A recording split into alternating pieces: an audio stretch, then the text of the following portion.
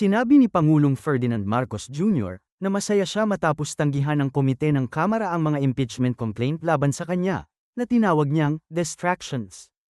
Ang komite ay bumoto ng labis laban sa parehong mga reklamo, na nagsasabing kulang sila ng sapat na sangkap upang sumulong. Isa sa dalawang reklamo, na inendorso ng Makabayan Bloc ng mga makakaliwang partido, ay inakusahan si Marcos ng pag-iimpake ng pambansang budget ng mga proyektong naglalayong i-redirect ang mga pondo sa kanyang mga kaalyado. Ang isa pang nakatuon sa mga alegasyon na ang pag-aresto kay dating Pangulong Rodrigo Duterte at ang paglipat nito sa International Criminal Court ay bumubuo ng kidnapping. Kasunod ng pagbasura sa mga reklamo, magsusumite ang House Justice Panel ng committee report. Ang desisyon ay maaari pa ring baligtarin sa 1/4 ng mga boto sa plenaryo. Good morning, Madam Chair, honorable members of the committee, and all the esteemed guests. Article 2 of the 1987 Philippine Constitution states that sovereignty resides in the people and all government authority emanates from them. Bilang kinatawan ng mamayang Pilipino at bilang House Deputy Minority Leader, humaharap tayo ngayon para sa konstitusyonal na proseso sa pananagutan ng mataas na opisyal ng bansa, na ngayon ay may alegasyon ng graft and corruption, culpable violation of the Constitution, at betrayal of public trust. Bago po ang lahat, nais kong bigyan diin na sa magiging impeachment proceedings na ito ay maging pundasyon nawa ang tama at patas na proseso. Ito rin ang pangunahin kong intensyon kung kaya't aking inendorso ang complaint na ito, ang madala sa nararapat na forum at dumaan sa wastong proseso. Tayo ay sumusunod at susunod sa bawat tamang prosesong idineklara ng batas. Unang-una, tiwala ako na ang impeachment complaint na aking inendorso ay sufficient in form. Batay sa ating rules, kaugnay sa pag-evaluate ng impeachment complaint, ang isang impeachment complaint para maging sufficient in form must be verified by an affidavit that the complainant has read the complaint and that the allegations therein are true and correct of his personal knowledge or based on authentic records. This can also be checked sa page 13 ng nasabing complaint or sa verification page. Clearly, ang complaint na ito ay verified by an affidavit executed by Attorney Andre De Jesus, stating that he caused its preparation, that he has read and understood its contents, and that the allegations therein are true and correct based on his personal knowledge or on authentic documents. In the same affidavit attached to the complaint, Attorney De Jesus further swears that all factual allegations are supported by evidence and that this complaint is not filed to harass, delay, or otherwise increase the cost of litigation. Accordingly, para mag-comply sa formal requirements, ini-endorso ko ang impeachment complaint through a resolution of endorsement, duly signed and sworn to before the Honorable House Secretary General. Therefore, Madam Chair, in view of the foregoing, it is respectfully submitted that the impeachment complaint is sufficient in form and that it be allowed to proceed to the next stage of the proceedings. Thank you, Madam Chair. Thank you, Representative Nisay. Now we proceed to the endorsement of the impeachment complaint filed by Lisa Maza, Teodoro Casino, Renato Reyes Jr., Attorney Nery Colmenares, and 32 other complainants. For this purpose, the Chair recognizes the Honorable Representative from ACT Teachers Party List, Representative Antonio L. Tino, and/or the Honorable Representative from Gabriela Women's Party List, Representative Sara I. Elago, and/or from Kabataan Party List, Honorable Representative Rene Luis M. Co. You are recognized. Maraming salamat, Madam Chair. Pagtataksil sa tiwalang ipinagkaloob ng mamamayan, betrayal of public trust, yan ang ginawa ni Pangulong Ferdinand Bongbong Marcos Jr. at ito ang dahilan kung bakit dapat siyang ma-impeach. Nakapaloob sa impeachment complaint na aming inendorso ang buong katotohanan na magtatahi at magbibigay linaw kung bakit sa ilalim ni Pangulong Ferdinand Bongbong Marcos Jr. nangyari ang pinakamalaganap, sistematiko at sentralisadong paglimas ng pondo sa kaban ng bayan sa kasaysayan ng Republika mula nang mapatalsik ang diktador na si Ferdinand Marcos Sr. noong 1986 na naitala sa Guinness Book of World Records dahil sa ill-gotten wealth, following in the footsteps, like father, like son. Sa unang 3 taon ng Administrasyong Marcos Jr., daan-daang bilyon ang pondong sangkot sa flood control corruption scandal.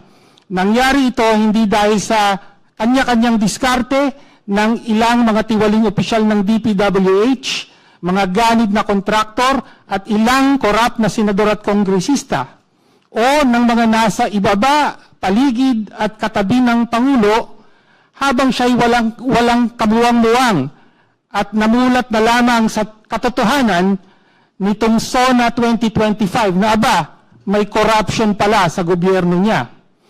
Nangyari ito dahil pinahintulutan ni Pangulong Marcos Jr. na maging opisyal na patakaran ang pagpaparte ng DPWH budget sa mga opisyal ng Malacanang, Senado at Kongreso, yung tinatawag na allocables at non-allocables, para pagkakitaan ng mga kickback na tinatawag na ngayong commitment o advance. Ang pondong publiko napunta sa pansariling pakinabang.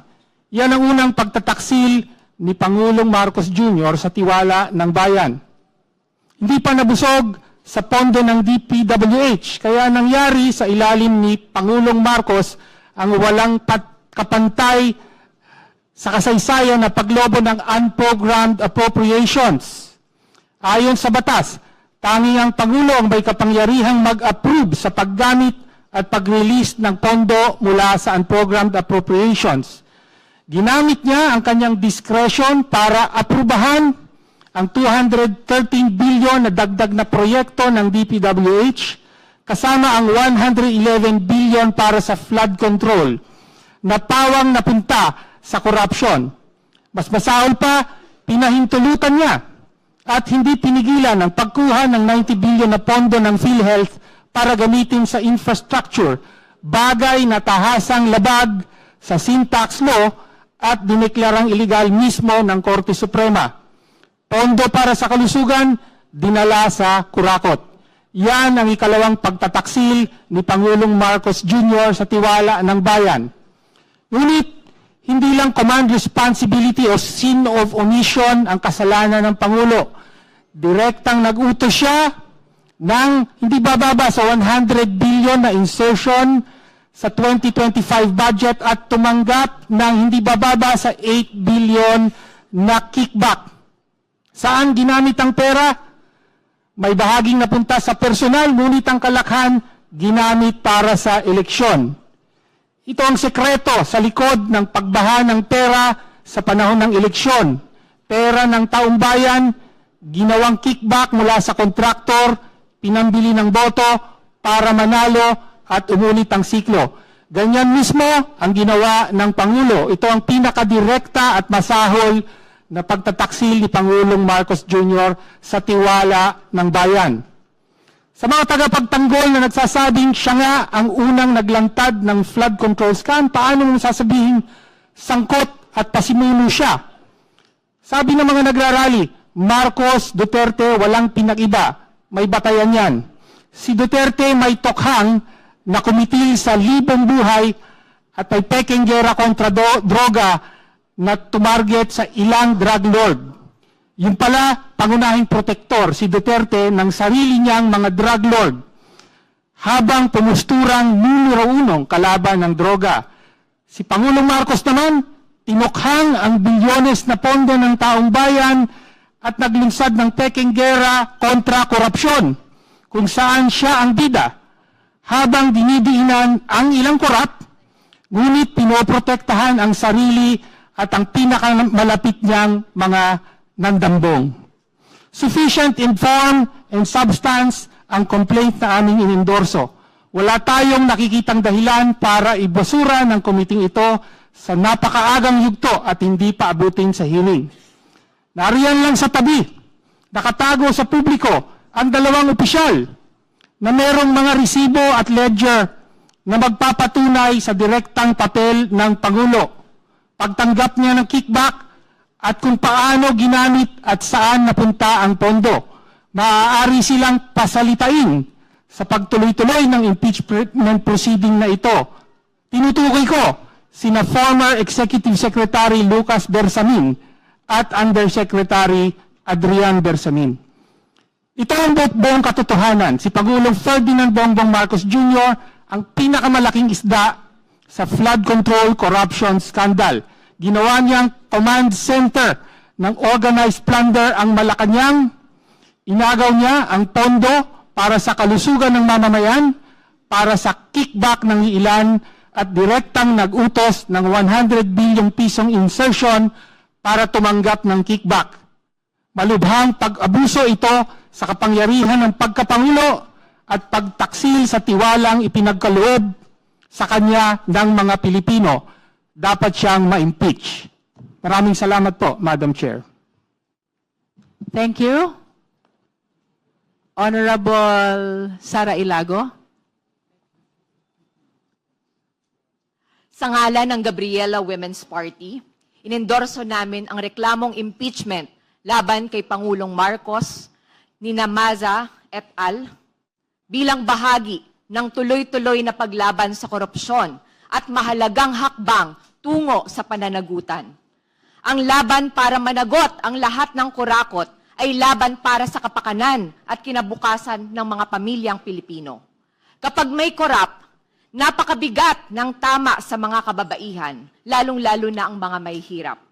Sa mga nanay na naghahanap buhay sa gitna ng tumataas na presyo ng bilihin, sa mga babaeng manggagawang pinipiga ng kontraktualisasyon at barat na sahod, at sa mga biktima ng karahasan na pinabayaan ng isang sistemang walang hustisya. We are endorsing this verified impeachment complaint, which presents acts of betrayal of public trust, demonstrating command responsibility and personal culpability of the President himself. The adoption and implementation of the baseline balance managed parametric formula which institutionalized systemic corruption sa sadyang paggawa at pagdisenyo ng sistema kung saan ang priorities of leaders ang mas sinusunod kaysa sa technical requirements at pangangailangan ng ating mga communities. Ang flood control program na dapat sana ay para sa pag-iwas sa sakuna at kaligtasan ng publiko ay ginawa ng makinarya para sa malawakang pagnanakaw. We have also seen how public funds meant for urgent national needs are turned into the administration's presidential pork barrel. Sa pag-authorize ng Pangulo sa release ng 213 billion pesos ng unprogrammed appropriations, kung saan ang 111 billion pesos para sa flood control projects na pinili batay sa priorities ng leaders lang, ang pondo para dapat sa pagtugon sa pagbabaha at kalamidad ay ginawang pondo para sa sistematikong katiwalian.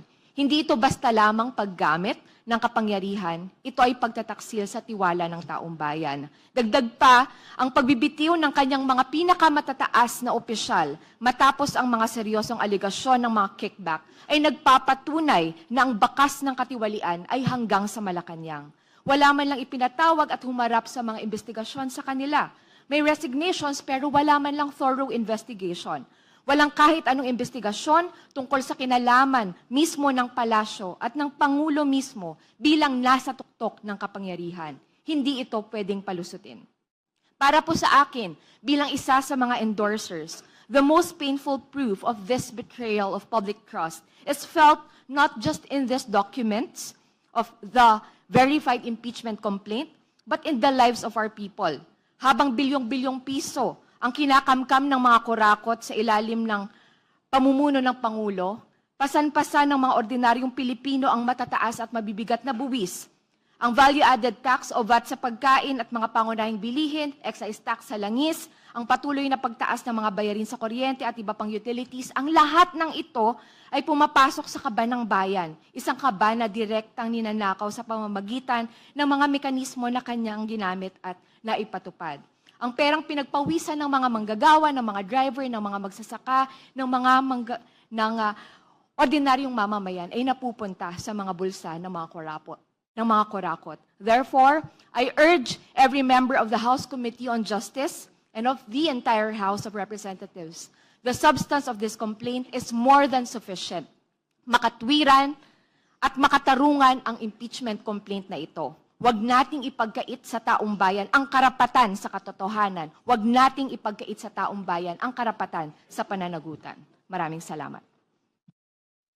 Before we proceed, may we acknowledge the presence of the Honorable Crispin Diego M. D. Remulla, Deputy Majority Leader, and the Honorable Bienvenido M. Abante from the 6th District of Manila. Thank you for coming. Now, Honorable Reneco. Madam Chair, mga kapwa ko mambabatas at sa mamamayang Pilipino. Nasa harap ninyo ako ngayon bilang kinatawan ng kabataan at isa sa 3 miyembro ng Kamara na nag-endorso ng verified complaint mula sa taong bayan. 36 na individual mula sa iba't ibang sektor para sa impeachment ni Pangulong Ferdinand Romualdez Marcos Jr. dahil sa kanyang pagtataksil sa tiwala ng publiko sa kanya o betrayal of public trust na alinsunod sa konstitusyon ay isang marapat na batayan para matanggal siya sa kanyang pwesto. The Constitution says, public office is a public trust.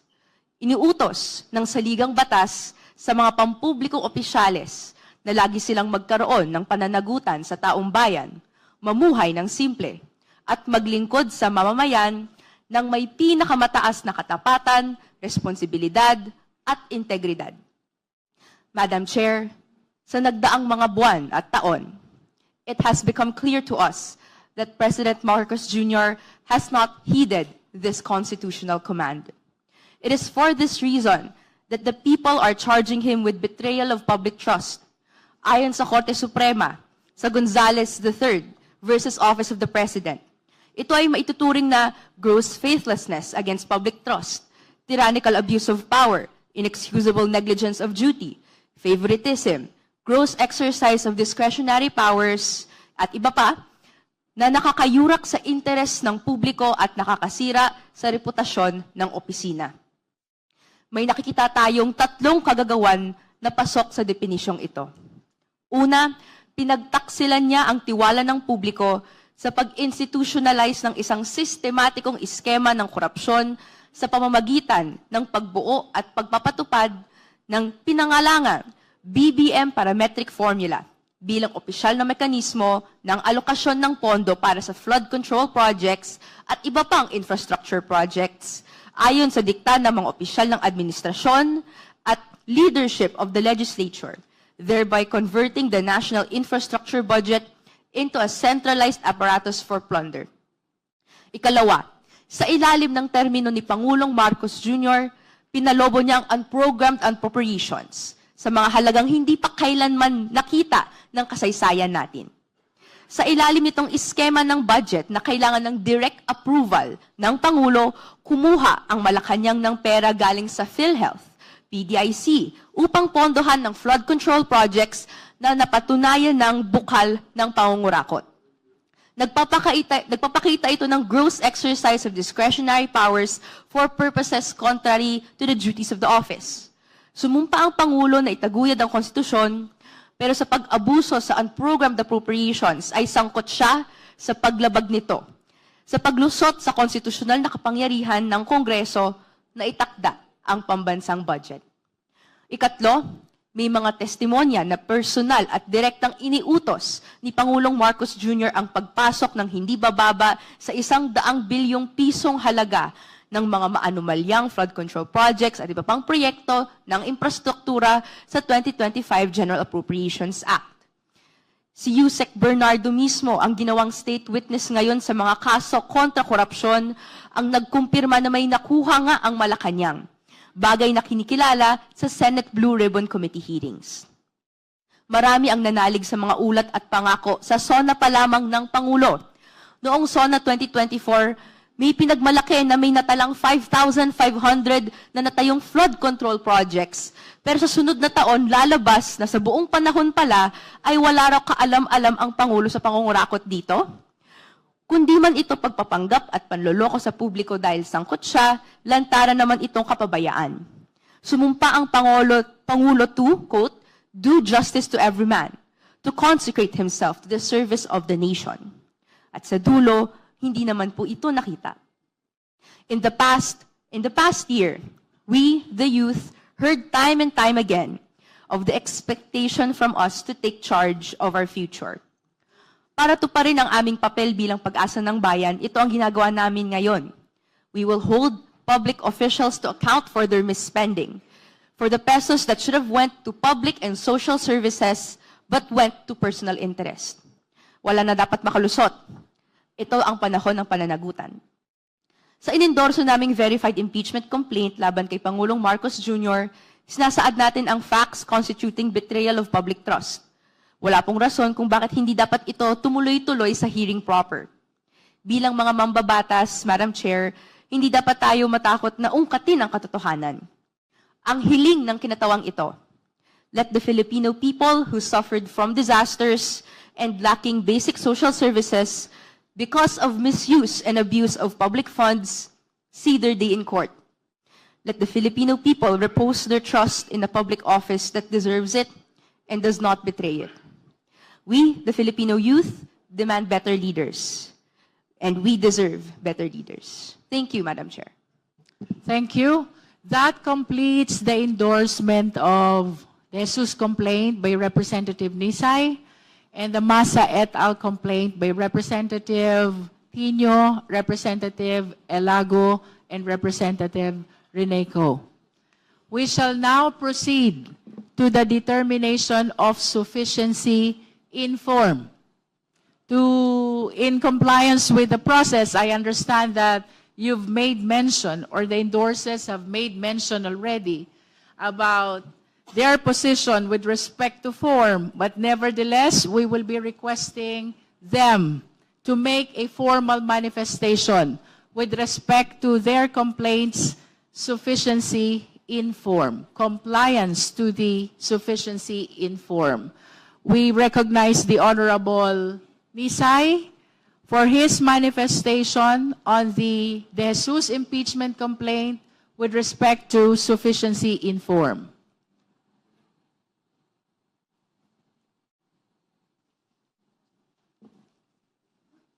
Madam Chair, regarding po sa sufficiency in form, lahat po ng aking nabanggit ay malinaw na ginawa po natin kasama ang complainant para po matuloy ang impeachment complaint ng atin pong private citizen na si Attorney Andre De Jesus. Nakapaloob po dito ang 5 argumento na kung saan ito po ang gustong malaman ng taong bayan na kung saan ang problemang kinakaharap na to ay pinangungunahan ng ating presidente. At sa limang arguments po, nakapaloob dito ang tatlong grounds, kasama ang graft and corruption, pag-benefit mula sa mga kickbacks na nakalink sa mga budget insertions at ghost projects, ang pagbuo ng ICI o Independent Commission for Infrastructure upang magamit na depensa sa mga political allies na sangkot sa mga anomalyang flood control projects. Pangalawa, ang culpable violation of the Constitution, ang pagpayag na isurrender ang dating Pangulong Rodrigo Duterte sa ICC o International Criminal Court na walang due process sa ating sariling bansa.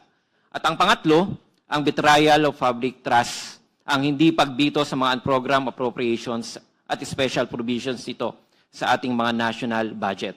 Ang di umanong paggamit ng droga ng Pangulo at unfitness upang mamuno, kasama rin po dito. So, Madam Speaker, Madam Chairman, naniniwala po ako na ang verified complaint ng atin pong private individual na si Attorney Andre De Jesus ay sufficient in form. Thank you, Representative Nisay. For the guidance of the committee members, I wish to add that apart from the verification and as part of the formal requirements of the impeachment complaint, we have to check if it is signed by the complainant, if it is duly verified, if the verification is correct which means it has to be based on personal knowledge or authentic records. We have to check as well whether the impeachment complaint is supported by a resolution of endorsement by at least one House member. Of course, we know for a fact already that our House member